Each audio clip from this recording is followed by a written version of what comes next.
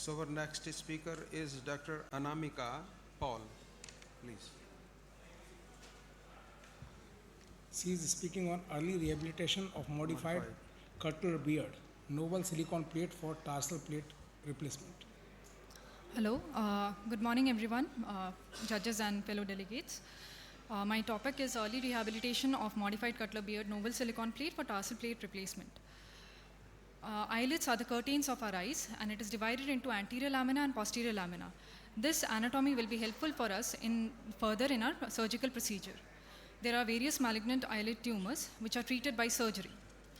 Classification of size of the defect according to the age of the patient. We are interested in large size defect. So in young patient it is 50% and above, and in old patient it is 60% and above.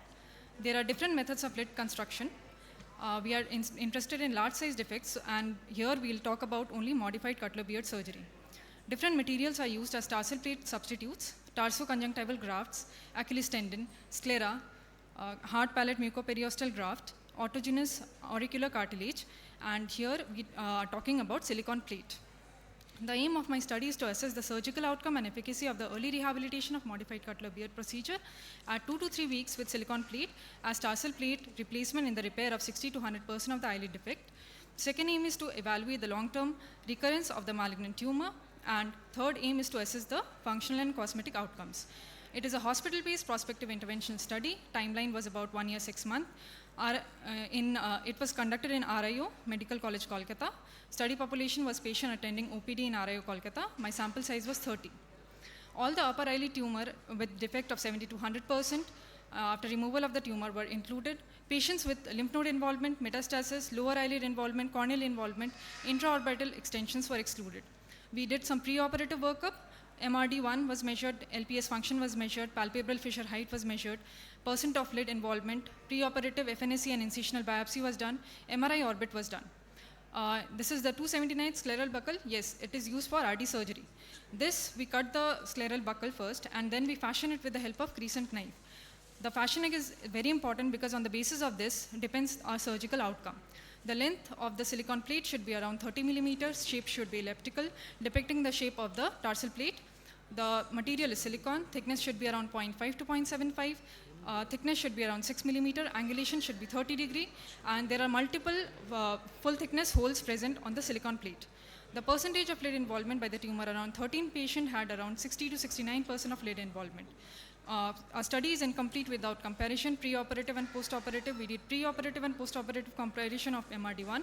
Preoperative MRD1 was -3, postoperative at 6-month interval it was around 4. Preoperative LPS function was around 1 millimeter, and at the end of 6 months postoperative it was around 13. Preoperative palpebral fissure height was around 2. At the end of 6 months postoperative it was around 9. The mean central lid thickness at the end of 1 week postoperative was 7 millimeter, and at the end of 6 months was around 4 millimeter. We can see that there is silicone plate present in the upper eyelid at the end of 6 months in the MRI plate.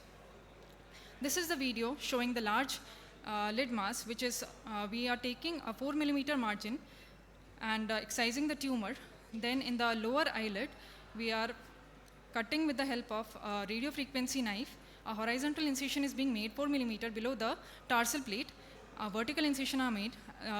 The anterior and the posterior lamina are being sutured with the help of Vicryl, and the silicone plate is being sutured with the help of Vicryl as well, and it is sandwiched between the anterior and the posterior lamina. And at the end of 2 to 3 weeks, we are dividing the anterior, the upper and the lower eyelid with the help of a radiofrequency knife, and the upper eyelid is being prepared. This is the postoperative outcome of the patient.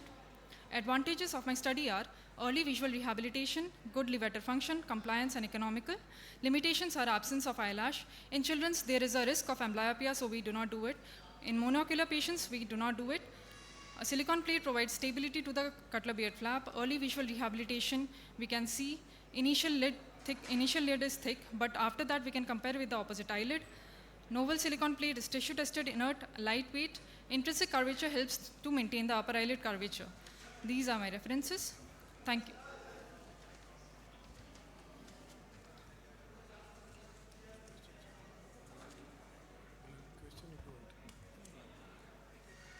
Want to ask me a question? So in some cases there is necrosis So yes, sir, we had necrosis.